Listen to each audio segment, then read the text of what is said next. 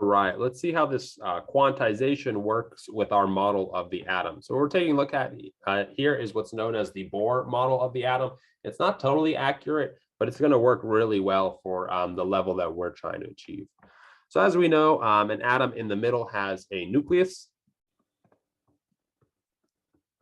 And then around this atom in this Bohr model, we have orbits, which are where our electrons will reside.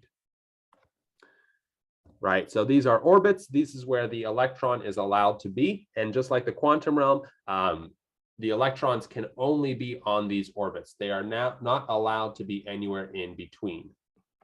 And so we can say that an electron is right here. And then if we think about it, if we add some energy into this electron, we can excite this electron so we can have it hop up into a higher orbit. And then eventually, just like if you throw a ball up in the air, it comes back down, this electron will come back down. It'll relax back down into this orbit.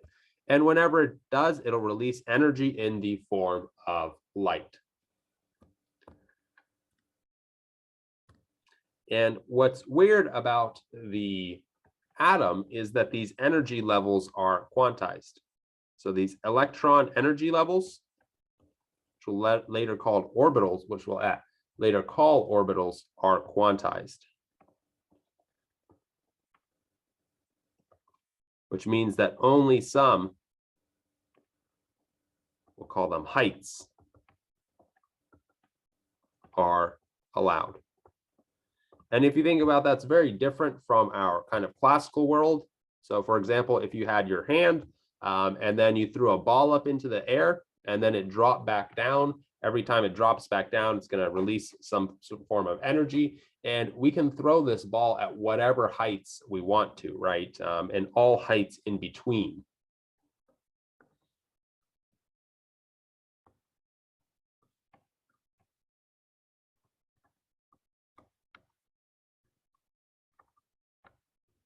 But when we get really small, when we get to the level of the atom, that ends up not being true. The ball or the electron can only exist at certain heights. And we see this in our atom emission spectra. So let's take a look at this little diagram that I have right here. So on the top, we have the white light spectrum. So white light is just a combination of all possible lights.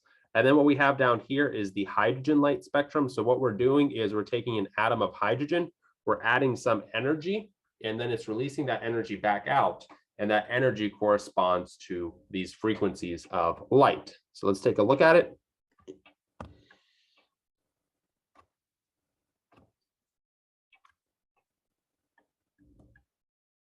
We have our orbitals. I'm going to call them n equals 1, n equals 2, n equals 3, and then n equals 4, right? So you notice that when this hydrogen atom releases this light, it can only release specific wavelengths of light. You don't get the whole white light spectrum. You can't throw this ball at any arbitrary heights. It can only be at certain heights.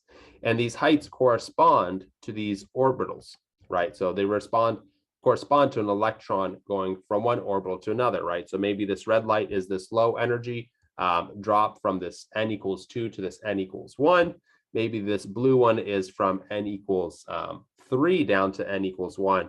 And then this more kind of purplish one would be an even larger jump, maybe from n equals 4 to n equals 1, right? So what you can see is that these levels are quantized. So you might be asking yourself, why are only some levels allowed? And again, that comes down to some quantum mechanical weirdness. Just like a wave, we thought it was, or just like light, we thought was a wave. Einstein actually said, well, sometimes it acts like matter. Sometimes it acts like a particle. That's the same thing with electrons. We've thought of electrons as particles as having mass and volume, but they actually have some wave-like properties as well. And so this quantization is a manifestation of the wave-like properties of electrons.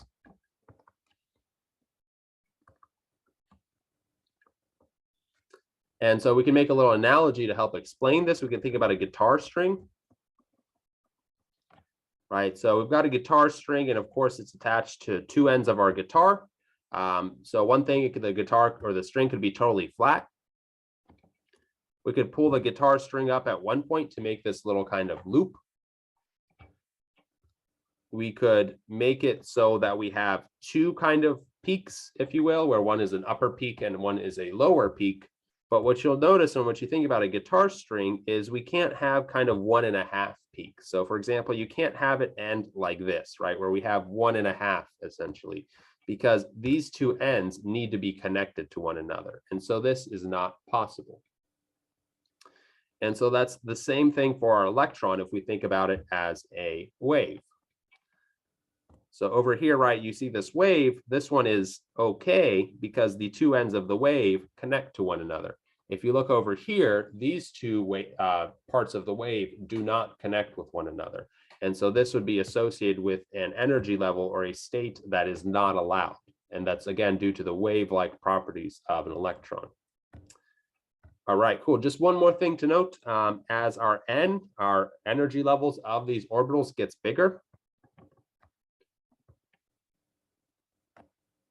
the difference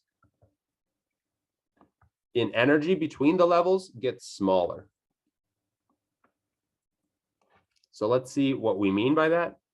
So if we have energy on this side over here, we can put maybe n equals 1 right here, and then maybe n equals 2 right there.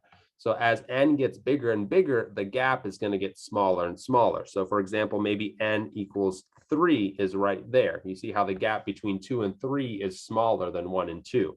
And that would continue on and so forth, right? N equals 4 would be even smaller gap than the n equals 1, right? You can see how these gaps get smaller and smaller. So a more accurate version of our Bohr model would have our orbitals start off as pretty far from one another, but then get closer and closer to one another.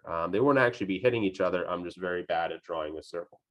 But you get the image. So we'll explore more of this Bohr model as well as a more quantum mechanical model as we go through this series.